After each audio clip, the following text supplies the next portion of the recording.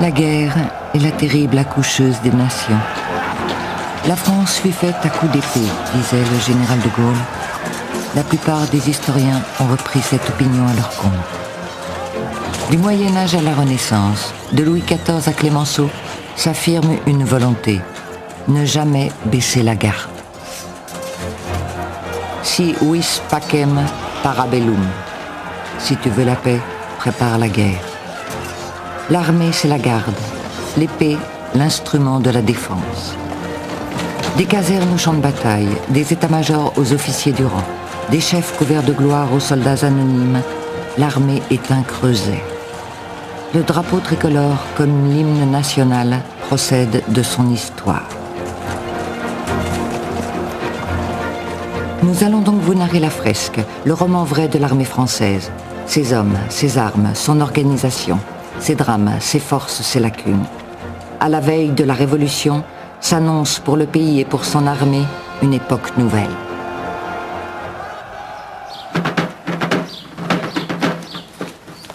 Sous Louis XVI, la France est la première puissance militaire terrestre en Europe. L'armée royale est crainte, respectée, et même copiée au-delà des frontières. L'armée de l'Ancien Régime est d'abord et avant tout une armée professionnelle. La bourgeoisie est très présente dans ce qu'on appelle à l'époque les armes savantes, c'est-à-dire l'artillerie et le génie, qui sont des armes de techniciens, de mathématiciens. Bon. Mais elle est très peu présente dans les armes dites nobles, c'est-à-dire la cavalerie et l'infanterie, qui sont véritablement des chasses gardées de la noblesse, qui ne veut pas laisser les représentants de cette bourgeoisie qui est en plein essor social à l'époque, occuper des postes de responsabilité dans l'armée.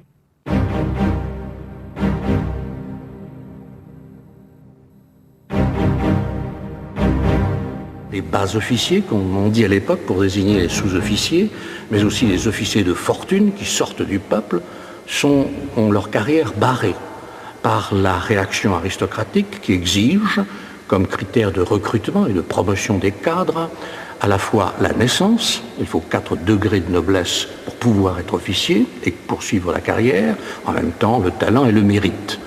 Il y a donc à l'intérieur de cette armée une contestation politique.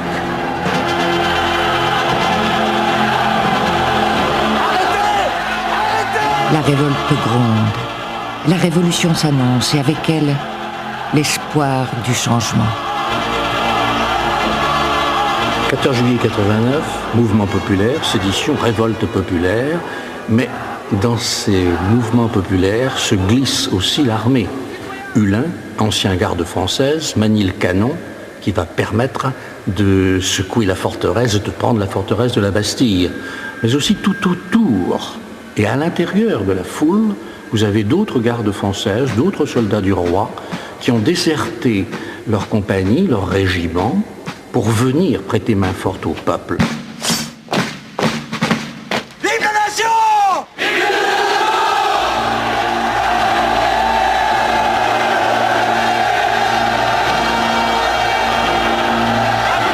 L'armée est partie prenante de la Révolution et au fond c'est une micro-société qui reproduit les déchirements de la société d'Ancien Régime. Dans les casernes, les révoltes éclatent. D'un côté, les soldats issus du tiers-état, de l'autre, les officiers de la noblesse, toujours fidèles au roi. On peut dire que l'armée royale se décompose à la suite de mutineries et de révoltes, aussi bien dans la flotte. D'ailleurs, elles sont beaucoup plus virulentes dans la flotte, à Brest, à Toulon. Et là, beaucoup d'officiers de marine émigrent. Dans l'armée de terre, c'est beaucoup moins marqué, l'émigration. Et ça viendra surtout, en fait, en 1793, quand il y aura des mesures contre la noblesse. La plupart des officiers qui émigrent rejoignent les monarchies européennes qui menacent d'intervenir contre la France révolutionnaire. Pour vaincre, l'armée française fait appel aux volontaires. Cette armée se transforme de l'armée du roi, de l'armée de professionnels, on vient à une armée nationale, une armée de masse, une armée qui sort du peuple en révolution. Avec les volontaires de 1791, citoyens-soldats, tout change. L'armée se métamorphose. Le corps des officiers se renouvelle. Les promotions sont désormais liées au mérite et à la compétence. Et le principe d'ailleurs va être complètement différent dans les armées de la Révolution puisque c'est un principe électif.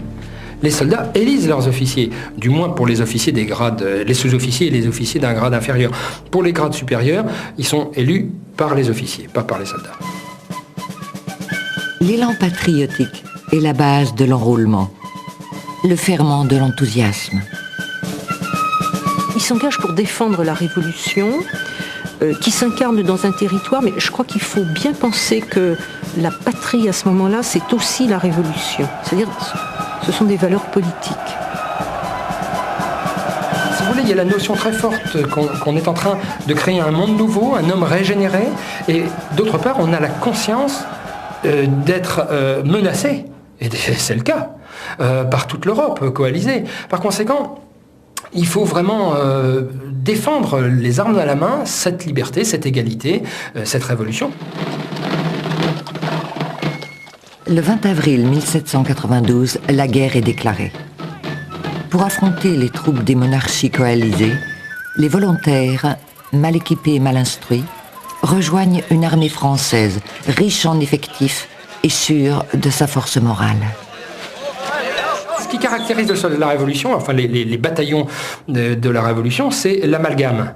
Donc c'est cette coexistence au sein de l'armée d'anciennes troupes royales et de troupes de volontaires. Les volontaires sont censés insuffler leur enthousiasme révolutionnaire aux soldats de métier qui, eux, sont censés donner leurs compétences, leur technicité, comme on dirait aujourd'hui. Et en fait, sans l'avoir voulu aussi, cet amalgame qui est politique, militaire aussi, au point de vue technique, au sens technique du terme, devient culturel et géographique. Parce que ces hommes, ils sont obligés de parler le français. Ils viennent de tous les horizons géographiques et sociaux. Et l'armée devient donc un lieu d'intégration nationale et d'éducation.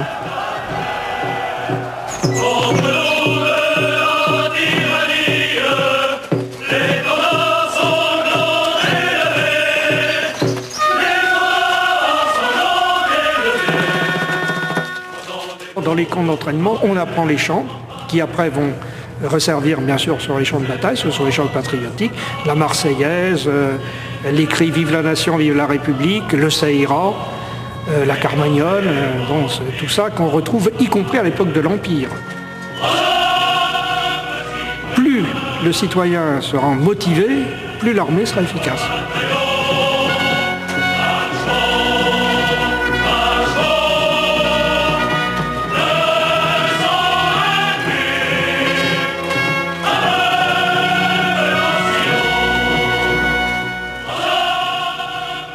Des hommes qui, en avril 1792, n'ont jamais vu le feu, ne savent pas ce que c'est que la guerre, et qui, à la premier accrochage avec les Autrichiens, se débandent et s'enfuient.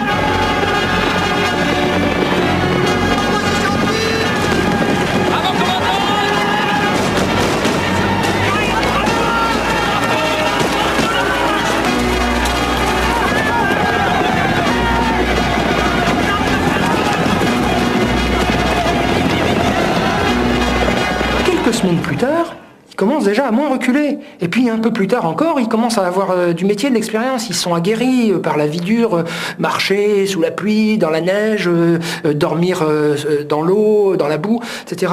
Et puis ils commencent à moins avoir peur quand ils entendent le canon, la mitraille, la fusillade, etc. Et ils vont reculer de moins en moins, jusqu'à pour arriver au 20 septembre 1792 à Valmy, donc quelques mois plus tard. Là, ils reculent plus du tout.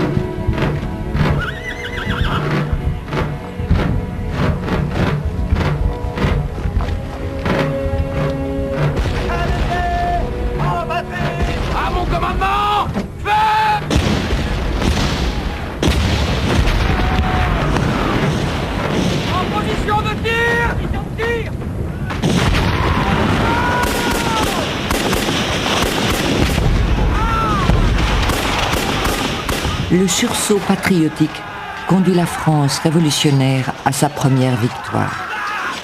C'est Valmy qui marque un tournant dans l'histoire nationale et européenne.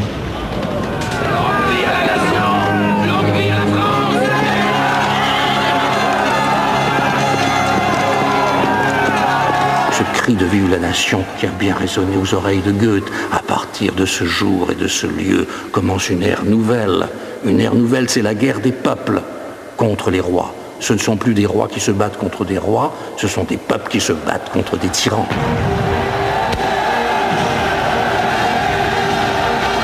Le peuple était en armes, certainement, mais les matériels engagés étaient nombreux. Il y avait une centaine de canons engagés à la bataille de Valmy et des canons performants.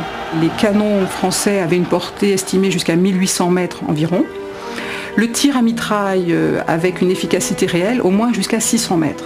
En face, les Prussiens n'avaient pas cet instrument. Ils ne disposaient pas de cet outil et donc leur tir à boulet n'était pas efficace au-delà de 1000 mètres. Les Français qui pouvaient tirer juste 2 fois plus loin l'ont emporté.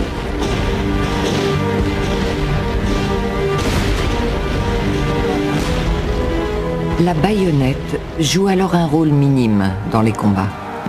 Il s'agit surtout de submerger l'adversaire et de provoquer la panique dans les rangs. C'est un changement complet des techniques de guerre.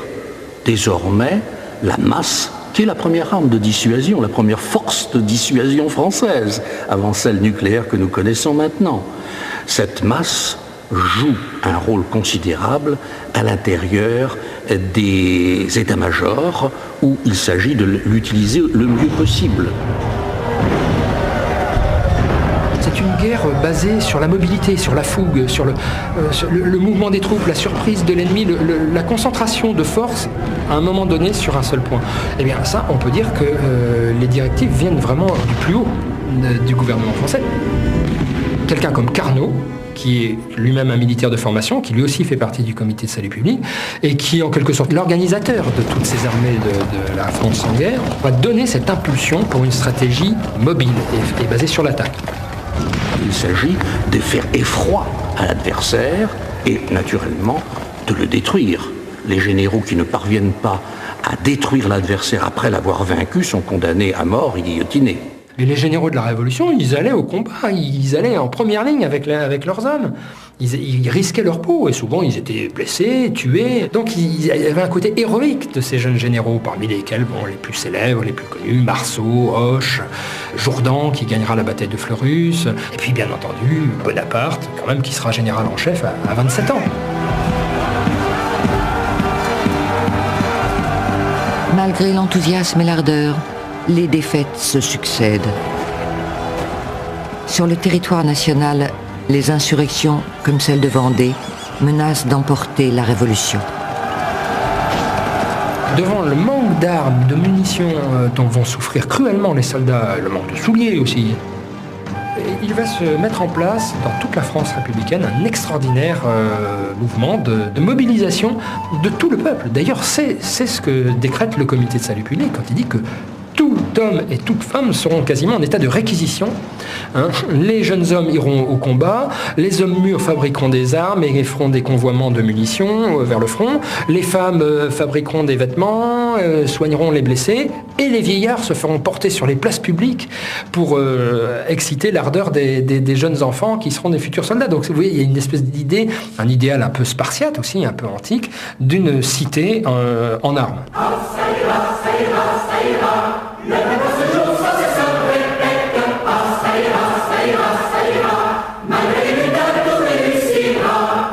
Une véritable industrie de guerre se met en place. 7000 canons, 240 000 fusils, autant de sabres et de baïonnettes seront produits pour la seule année 1793.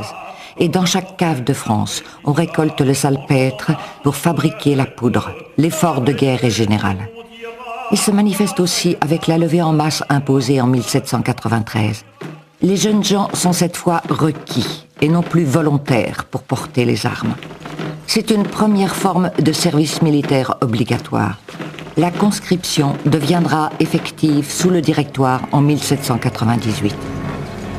Ainsi naîtra l'armée nationale, composée de citoyens soldats, fondée sur les valeurs de liberté, d'égalité et de fraternité. À cause des circonstances historiques, il y a désormais un lien intrinsèque entre la citoyenneté et le devoir de défense qui devient non plus l'affaire de gens de métier, mais qui devient l'affaire de tous. L'armée de la Révolution, qui avait pour seul but d'assurer la défense de la patrie, se transforme. Petit à petit, elle devient un outil de conquête et d'expansion. 1798, partout à l'intérieur de l'Europe, dans les républiques sœurs, les officiers généraux sont à l'œuvre, ils gouvernent la plupart du temps, ils font et défont les gouvernements, ils s'entraînent au coup d'État qui aura lieu le 18 et le 19 Brumaire. Le 18 Brumaire, c'est un coup d'État parlementaire. Le 19, c'est un coup d'État militaire. Et désormais, Napoléon est le maître, parce qu'il a l'épée.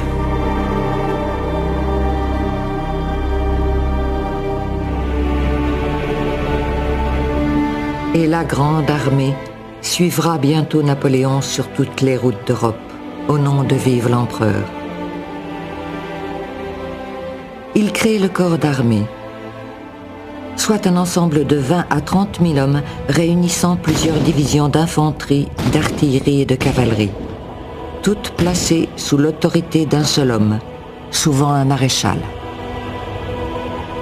On a une petite armée autonome qui peut très bien se battre toute seule et tenir une journée contre l'armée ennemie, le temps que les autres corps d'armée puissent le rejoindre. Donc on a quelque chose de plus centralisé de manière interne, mais de très autonome, qui peut et qui est capable de se battre tout seul. Dans ce corps d'armée qui était permanent, tout le monde connaissait tout le monde connaissait les chefs. Avec cette confiance, parce qu'ils avaient l'habitude de se battre ensemble, il est certain qu'ils ont beaucoup mieux combattu. Les étrangers qui continuaient au début de l'Empire à se battre avec leur multitude de régiments n'avaient pas compris ça et ils se sont fait battre complètement. Il est certain que Napoléon a révolutionné la science militaire, surtout la pratique militaire. La guerre doit être une guerre éclair. Napoléon fait la guerre avec les pieds de ses soldats. Avec Austerlitz, c'est évident, c'est-à-dire on fait amener une armée depuis le camp de Boulogne jusque dans l'Europe centrale à toute vitesse et on obtient, à la fois par la surprise et par le choc, on obtient un avantage décisif sur les armées coalisées. Parce qu'on a été capable de les amener à l'endroit où on voulait les... Donc c'est cette pensée globale du théâtre d'opération qui est en germe.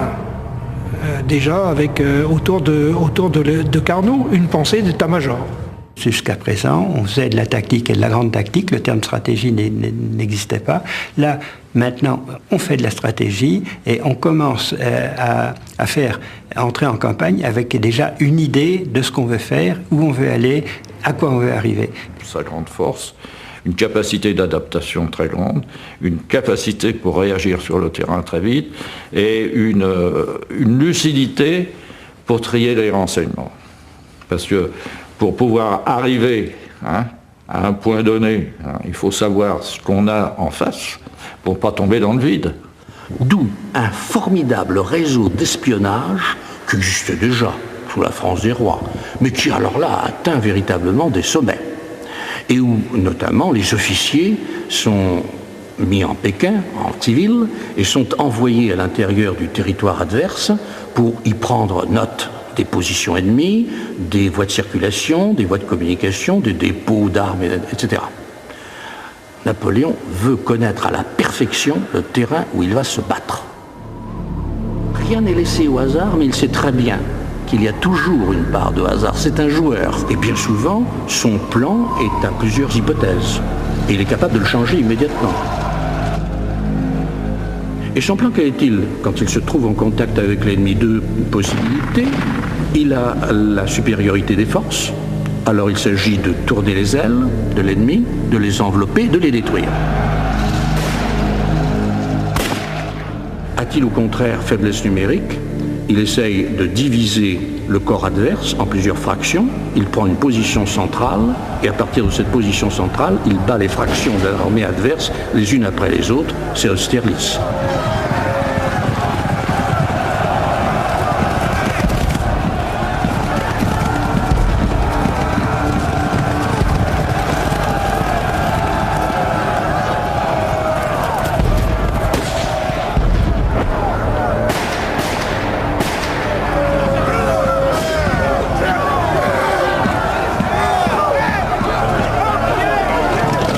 Nous sommes à la fin de la bataille d'Austerlitz et tout le génie du peintre a consisté à montrer précisément l'élan, la fougue, l'enthousiasme encore qui remplit le cœur de ces combattants, apportant à Napoléon les drapeaux enlevés aux Russes. Contraste entre ce mouvement et la sérénité de Napoléon, sérénité du génie de la guerre, du maître des hommes, du maître de l'espace, du maître du temps. Il y a là véritablement une capacité à représenter cette gloire napoléonienne, cette gloire militaire, ce génie militaire, non seulement pour le culte personnel de Napoléon Bonaparte, mais dans un but de propagande. On a besoin de vous pour aller au combat. Jeunes conscrits, ne partez pas dans l'insoumission, ne versez pas dans les rangs des réfractaires, ne levez pas le drapeau du refus, soyez sur le chemin de l'honneur. Et les nouvelles recrues, exaltées par les discours et les comptes rendus lyriques des bulletins de la Grande Armée, entraînées par les vétérans, ces grognards qui allient désormais le culte de Napoléon à celui de la Révolution, se laisseront convaincre. Eux aussi se battront pour l'empereur. Et il a véritablement ce génie de savoir parler avec ses soldats, de mélanger à la fois l'autorité qui convient à un chef et une camaraderie ou un paternalisme à l'égard de ses hommes. Il parcourt le champ de bataille, se fait dire le nom d'un tel et un tel, s'approche du grognard, le désigne par son nom, et l'autre est persuadé qu'on vient de le reconnaître. Il lui rappelle les batailles qu'il a vécues avec lui en Égypte ou en Italie. Et puis il mange la pomme de terre, il graisse la marmite, c'est-à-dire qu'il paye un peu d'alcool, comme le font les bons soldats quand ils se retrouvent à l'intérieur de leur unité. Il sait leur parler. Il sait leur parler dans les proclamations qu'il leur fait, et véritablement, il y a entre lui et ses soldats un lien qui est celui de père à enfant presque, en tout cas un lien très fort, un lien affectif très fort. Mais les soldats auxquels Napoléon accorde le plus d'attention font partie de la garde impériale. Mieux soldée et mieux vêtue, elle constitue une réserve d'élite qui ne combat que dans des situations exceptionnelles. Son effectif croissant dépassera les 50 000 hommes. Le capital de gloire remporté s'inscrit à l'intérieur du drapeau et fait partie du patrimoine qu'on se passe de génération en génération. Et aussi l'inscription « Honneur et patrie », c'est inscrit dans leur drapeau, c'est inscrit aussi dans leur mémoire. Alors précisément, ce système de valeurs, Napoléon veut le transporter dans la société civile et crée la Légion d'honneur, doit permettre aux uns et aux autres de comprendre qu'au-delà d'une recherche tout à fait normale du profit, il y a aussi l'intérêt général qui prime, le service de l'État. Et ça, c'est important pour comprendre l'Empire. On ne comprend pas l'Empire si on ne comprend pas ce désir de Napoléon d'imprégner la société civile de l'éthique militaire, et l'éthique militaire qui se résume par ce mot de honneur.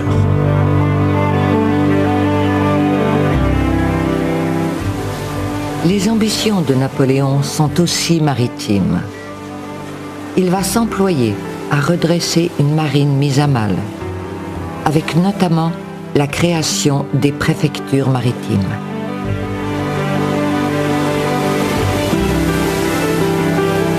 Il s'est beaucoup intéressé à la marine. Il ne faut pas oublier que pendant toute l'époque, même après Trafalgar, il est parvenu à maintenir un niveau de construction navale du niveau de celui d'avant la Révolution. Donc en pleine guerre, il est arrivé à ça, c'est quand même absolument extraordinaire, et il a rénové les infrastructures, les arsenaux. En France, il a grandement avancé le port de Cherbourg, mais aussi Gênes, mais aussi Anvers, c'est-à-dire lui, peut-être son défaut, entre guillemets, pour un Français, c'est qu'il a pensé aux dimensions de l'Europe. La Grande Armée, c'est un melting pot. On y parle toutes les langues des pays alliés qui fournissent près d'un tiers des effectifs. Pour encadrer ses forces, Napoléon a évidemment besoin d'officiers et de sous-officiers. Il crée des écoles, l'école de Saint-Cyr, l'école de Saint-Germain pour la cavalerie, l'école d'artillerie, Polytechnique qui militarise, et Polytechnique est une création révolutionnaire, mais lui, il militarise Polytechnique. Son désir est d'avoir véritablement un encadrement fait de bourgeois qui sont bien instruits et qui sortent des écoles militaires. Mais à la fin de l'Empire, les cadres comme les conscrits viennent à manquer. Les pertes dans les rangs se comblent difficilement, malgré le système conscriptionnel perfectionné par Napoléon, et auquel bien peu échappent, même les très jeunes. La conscription, le processus de conscription ne marche pas si mal jusqu'en 1810-1812, même s'il y a des départements difficiles, ce qui explique que Napoléon se croit tout permis dans la demande d'effectifs. Et en 1813, il y a 5 levées, il demande plus d'hommes que pendant 6 ans, les 6 ans précédents. Et c'est là où la légende noire de l'ogre de Corse se développe, et c'est ce qui rend la conscription très impopulaire à la fin du régime.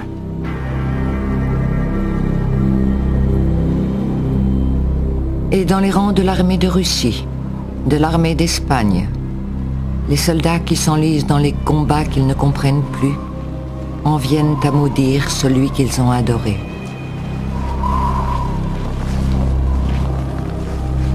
La force morale, elle n'est plus de son côté à la fin de l'Empire. Le phénomène du patriotisme, il est passé de quel côté? Il est passé du côté des Espagnols, il est passé du côté des Allemands. Et d'autre part, la Grande Armée est une armée multinationale, on pourrait dire. Donc ça affaiblit également le patriotisme, avec un grand nombre de régiments qui viennent de territoires occupés. La motivation n'est pas la même. Et puis les généraux, les maréchaux, c'est plus les jeunes loups, très déterminés, etc. Ce sont des messieurs vieillissants et alourdis à la fois par leur décoration et par leur fortune.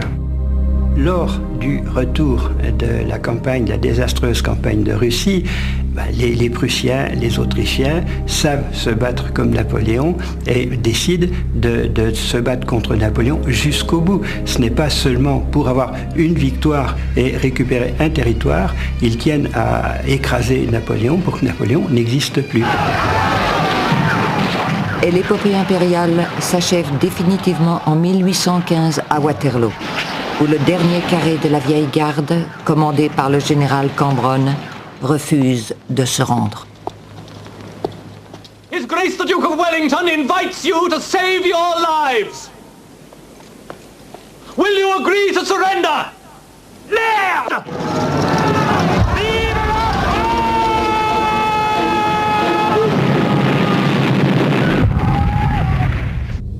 Après les 900 000 morts des guerres napoléoniennes qui laissent un pays exsangue, il s'agira d'effacer toutes les traces de la Révolution et de l'Empire et de renouveler l'armée en l'attachant au nouveau régime qui rétablit Louis XVIII.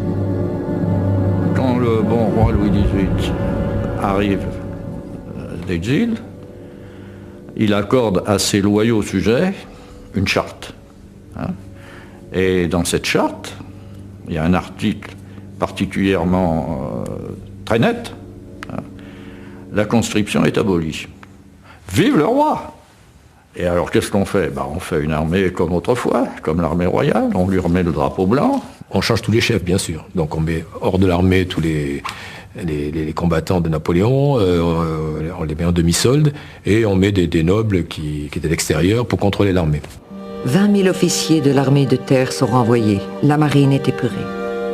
Pour renouer avec la tradition des voyages d'exploration et relancer une stratégie de conquête, Elle se reconstitue avec des officiers émigrés qui n'ont plus navigué depuis 15 ans. C'est le cas du capitaine de frégate de Chaumareix, qui échouera son navire, la Méduse, au large de la Mauritanie. Il a abandonné son équipage. L'équipage a fini par se retrouver sur un radeau. Et on dit qu'il y a eu des scènes de cannibalisme. Enfin, ça a été un vrai scandale. Parce que c'était surtout un scandale de commandement. C'est parce qu'il a abandonné ses hommes. Et donc ça a été stigmatisé. Géricault a fait un superbe tableau, qui est un vrai tableau de propagande, mais qui fait que ça a mis un terme à ce scandale de ces officiers rentrés qui n'étaient plus compétents. Et on a réintégré des officiers compétents. Pour pallier le manque d'engagement volontaire, un nouveau système de conscription est mis en place en 1818. Inégalitaire, il repose sur un système de tirage au sort qui permet à certains jeunes d'échapper à un service qui peut durer de 7 à 9 ans.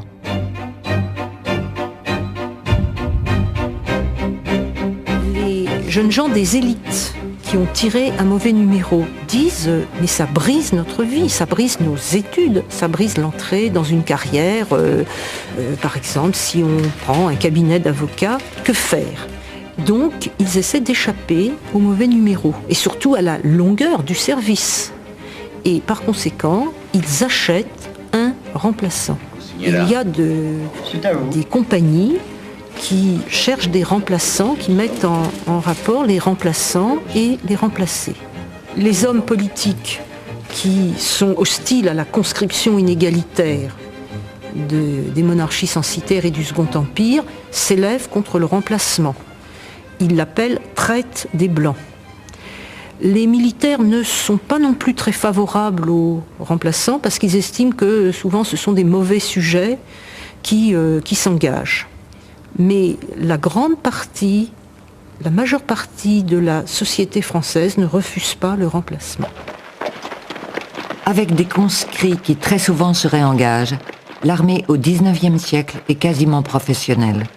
Elle sera appelée à opérer à l'étranger. Si vous voulez, on peut dire que cette période est dominée par un fait diplomatique qui est majeur depuis 1815. En fait, c'est que depuis 1815, la France ne peut plus mener d'opérations en Europe. Donc lorsque le gouvernement de Charles X a eu l'idée de faire une opération de prestige, il a pensé à l'Algérie.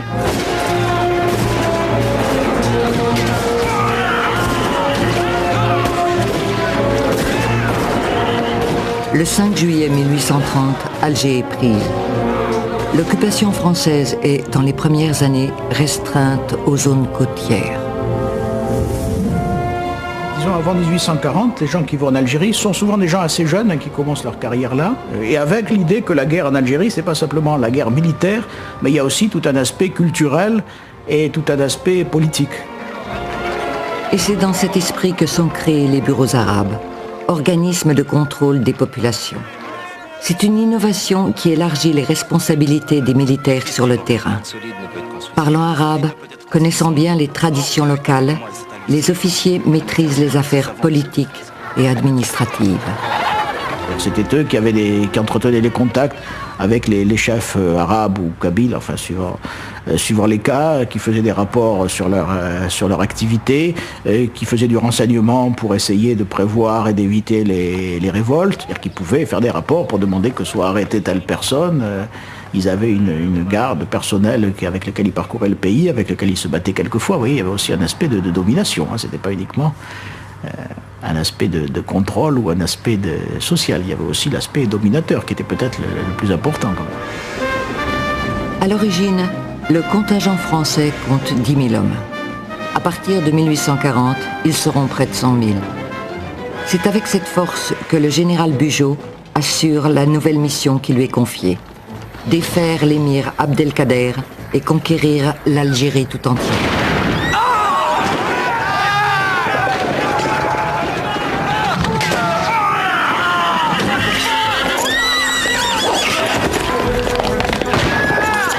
La conquête fera de 300 à 400 000 victimes côté algérien, 150 000 côté français, avec des pertes dues à 80% aux maladies et à la malnutrition.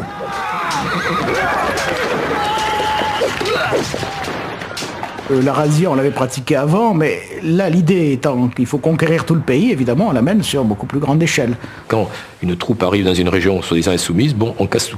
On casse tout. On sait très bien que dans des pays comme ça, si on enlève la nourriture, enfin disons les réserves à une population, elle va mourir de faim, donc il faut bien qu'elle arrête. Après la reddition d'Abdelkader en 1847, l'Algérie est pacifiée. Mais en 1870, on comptera encore un militaire pour 3 Européens, dans une Algérie qui va rester contrôlée par le ministre de la guerre jusqu'en 1880.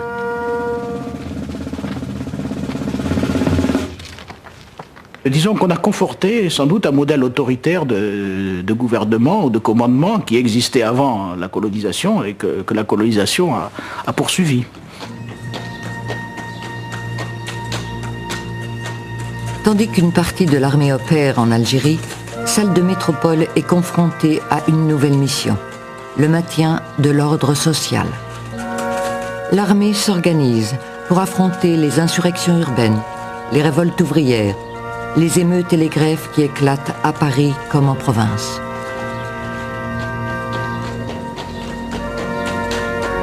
À l'époque, il n'y a pas de gendarme mobile, il n'y a pas de CRS, c'est vraiment c'est la troupe qui doit régler les problèmes. Le combat se fait dans les rues, ou maison par maison, barricade par barricade. L'armée reconquiert les quartiers insurgés. La troupe arrive et puis elle dégage à coups de canon les barricades, elle prend l'assaut et puis tout ce qui tourne un peu autour, hommes, femmes, autres, de temps en temps, ils y passent, quoi. Donc pour ce faire, il faut qu'il n'y ait pas d'état d'âme, mais une discipline totale. C'est-à-dire donc il n'y a pas de possibilité de discuter un ordre. Le maintien de l'ordre, c'est jamais une mission très... j'allais dire honorable. C'est-à-dire ça ne correspond pas, si vous voulez, avec l'éthique initiale de l'officier qui est là pour défendre le territoire national. Le militaire obéit et en échange, il obtient un statut qui le protège et le met à l'abri des changements de régime. Il ne pourra désormais plus être démis pour ses opinions politiques. La loi de 1834 donne aux officiers de carrière, de métier, un avantage que les fonctionnaires civils n'auront pas avant longtemps. Ils deviennent propriétaires de leur grade. Et cette loi de 1834 a été conservée jusqu'en 1972. En 1972, on ne l'a pas supprimée, on l'a améliorée, on l'a étendue. L'avancement de la carrière est prévu. On peut les éliminer que pour des raisons très précises qui figurent dans le statut. Alors ça crée une armée, fatalement, qui est asservie par le fonctionnariat, et ensuite, à ce moment-là, c'est comme par hasard, c'est le moment où les règlements deviennent les plus drastiques.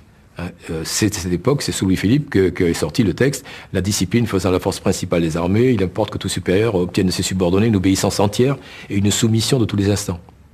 Vous voyez, donc vous avez en même temps ça, et puis on met derrière, si vous voulez, le grand mot, c'est l'obéissance, puisque c'est une armée de temps de paix, une armée qui doit impressionner les fauteurs de troubles. Résultat, on en fait une armée de soldats de bois, enfin une armée de défilés, qui va s'astiquer tous les jours, qui est impeccable. Donc, comme disait le maréchal Castellane, bon, l'important c'est l'obéissance. Si un jour on me demande que toute l'armée soit mise en charentaise, je la mettrai en charentaise. Donc là, on est vraiment dans la militarisation. Enfin, ça n'a plus rien de guerrier, c'est simplement un outil qui doit impressionner, de maintien de l'ordre, par sa façon, par ses défilés, et puis qui, le cas échéant, doit aller dans les rues, et si on tire, on tire. Il n'y a pas d'état d'âme.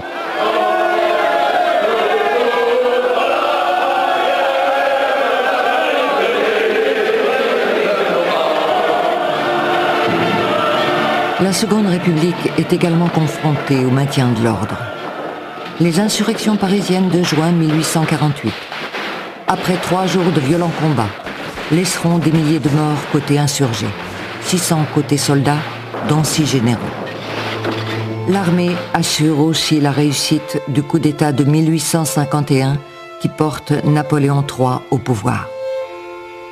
Napoléon III, quand il a annoncé dans le discours de Bordeaux en 1852 l'Empire c'est la paix, et bien en fin de compte, il faut bien le dire, l'Empire ça va être la guerre. Napoléon III multiplie les interventions militaires. À la guerre de Crimée succède celle d'Italie. Des opérations sont menées en Syrie, en Chine, en Cochinchine. et même au-delà de l'Atlantique, avec l'expédition du Mexique. Si l'armée de terre fournit un corps expéditionnaire important, la coopération navale est indispensable pour lui assurer les moyens de transport, de protection, de blocus ou au besoin d'appui-feu. Napoléon III va alors s'employer à développer la marine, à la rendre puissante. Le régime impérial fait basculer la marine traditionnelle dans l'ère moderne des cuirassés. Navires à hélices propulsés à la vapeur et aux coques recouvertes de blindage. C'était une vraie volonté politique, mais aussi un consensus au sein de la marine pour lever le gant vis-à-vis de l'Angleterre. L'introduction de la vapeur sur les bâtiments à voile a été considérée comme une monstruosité par de nombreux officiers de marine. Donc, parce que tout simplement, il faut introduire un autre type de population, c'est-à-dire des hommes qui viennent des ateliers, donc qui ne sont pas vraiment marins, donc les fameux terriens finalement, parce que tout simplement, ils ont des compétences en mécanique. Donc, on va introduire des mécaniciens sur les bâtiments de guerre. Il a fallu revoir complètement tout. C'est-à-dire, il faut un officier a pu commencer sa carrière sur un bâtiment à voile, tirant des obus pleins par les sabords, et finir sur un bâtiment en fer avec une artillerie se chargeant par la culasse. Enfin, c'était une révolution exceptionnelle qui a nécessité que les hommes s'adaptent à cette révolution. Donc peu à peu, on crée des spécialités, on crée les fusiliers marins, on crée les canonniers, on crée même les timoniers, parce que finalement, maintenant, la gestion des signaux, etc., se modifie. La vapeur donne également les moyens de conquête. On a créé des canonnières, et là, on a un instrument donc à vapeur, petit bâtiment, qui est armé avec des canons et d'armes à tir rapide, et là, on a l'instrument de la conquête, parce qu'on a l'instrument qui remonte les fleuves. Ce qu'on a appelé la politique de la canonnière, parce qu'effectivement, quand il y avait un problème en Casamance ou autre, on envoyait finalement des canonnières. La conquête par Faidherbe du Sénégal n'aurait pas pu se faire sans les canonnières. Mais c'est exactement la même chose en Cochinchine.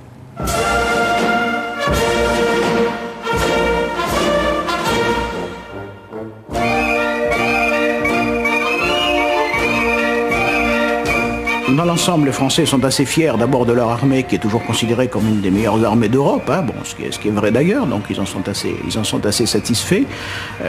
C'est une armée en effet qu'on voit, parce qu'elle défile dans les rues, elle a encore de beaux uniformes.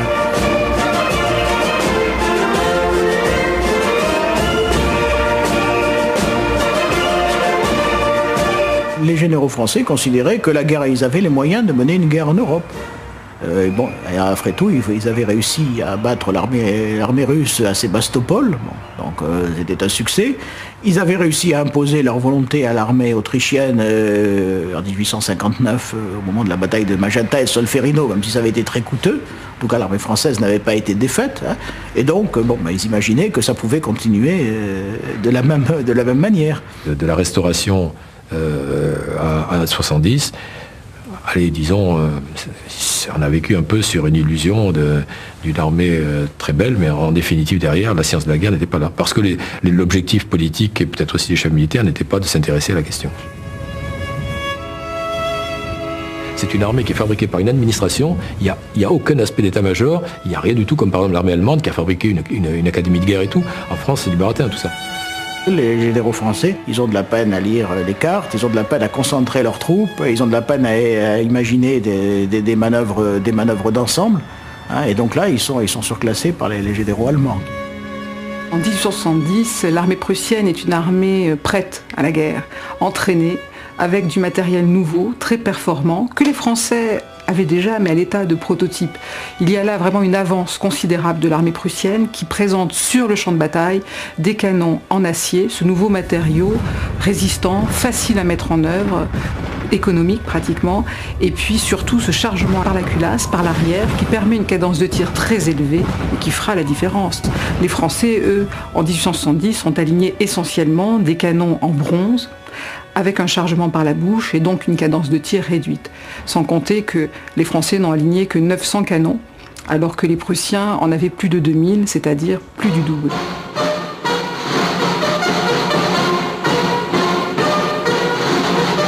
Le problème de l'armée française en 1870. Ce qui lui manque surtout, ce sont des effectifs. C'est-à-dire qu'on n'a pas organisé de réserve.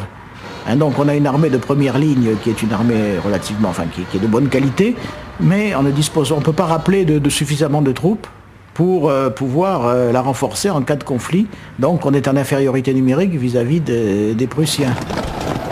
La mobilisation est complètement loupée et les Prussiens arrivent très, très nettement en force aux frontières sans qu'on soit véritablement en état de bien les recevoir. Et ce qui va faire la défaite des troupes françaises en 1870, en effet, c'est lorsqu'elles vont affronter les troupes allemandes, elles ne seront pas inférieures aux troupes allemandes, et même elles remporteront des succès tactiques, mais ces succès ne seront jamais exploités parce que les généraux français ne savent pas mouvoir de grandes armées sur le terrain. Les généraux ne prendront pas l'initiative, ils vont être prisonniers d'une doctrine suivant laquelle il faut surtout attendre, se mettre sur des positions solides, et attendre l'ennemi qu'on pourra ensuite repousser et écraser avec le feu des nouveaux fusils chasse-peau, mais on en reste à peu près là.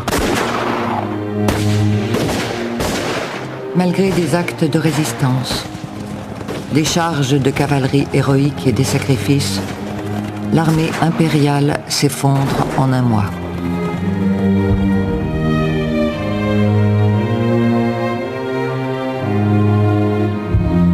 Après la capitulation de Sedan, la guerre se poursuit avec un gouvernement de défense nationale. L'armée est renforcée par 600 000 volontaires, engagés pour défendre la patrie. Mais l'élan patriotique ne suffira pas. L'armistice est signé avec la Prusse.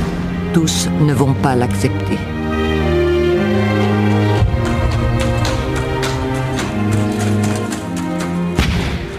Paris, qui s'est défendu jusqu'au bout, se sent trahi et humilié par les conditions de l'armistice. Une situation révolutionnaire s'y développe, c'est la Commune. Un idéal social qui effraie Thiers et son gouvernement, réfugiés à Versailles. Les généraux font partie de la bourgeoisie et ils considèrent, comme la majorité, comme la presque totalité de la bourgeoisie française, que la Commune est une révolution sociale qui est extrêmement dangereuse et qu'il faut réprimer.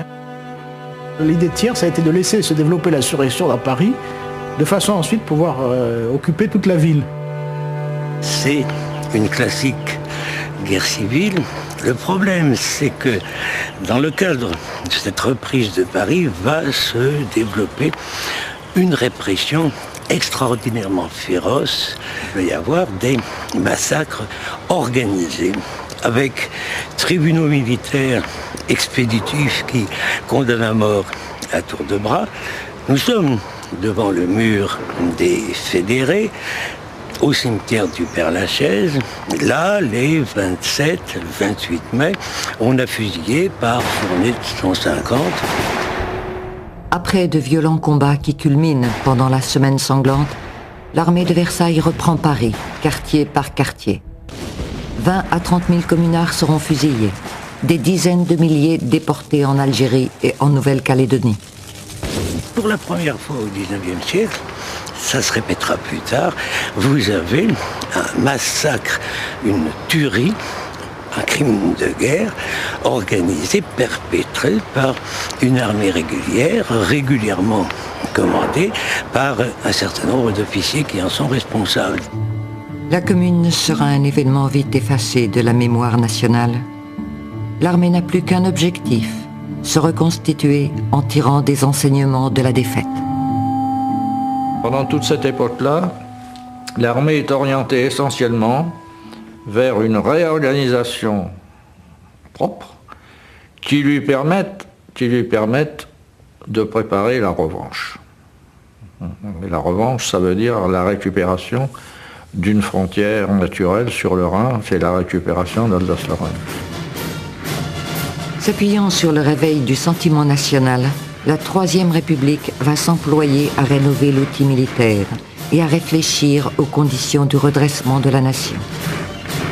Cette armée-là ne s'imagine pas qu'elle se prépare à la Première Guerre mondiale.